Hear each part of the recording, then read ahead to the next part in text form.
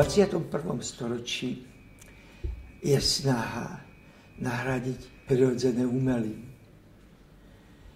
Luxusné značky sa ochraňujú a pritom sa neochraňuje tá značka, ktorá v podstate reprodukuje život. Tá zostáva bez ochrany.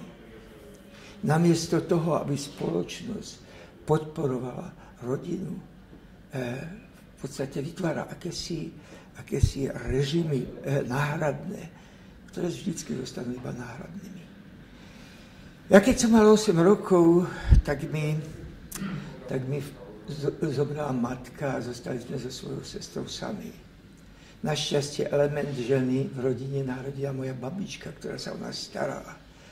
Učila nás modliť sa, ale i úctu k našim bližným. Učila nás mnohému, ktoré ovplyvnilo pozdejšie môj život.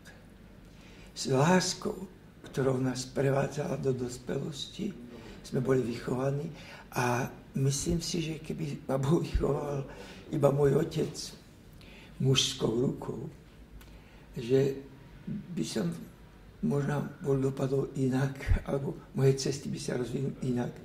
A neviem, či tak pozitívne, ako to, že som mal tú babičku. Našťastie babička zomrela veľmi neskoro a som bol rád, že som jej mohol túto starostlivosť oplatiť, keď bola stará. Plus a minus sú dve znamienka, na ktorých od pradávna stojí vlastne celý svet. Je to kreatívna energia, ktorá platí pre život a platí v umení.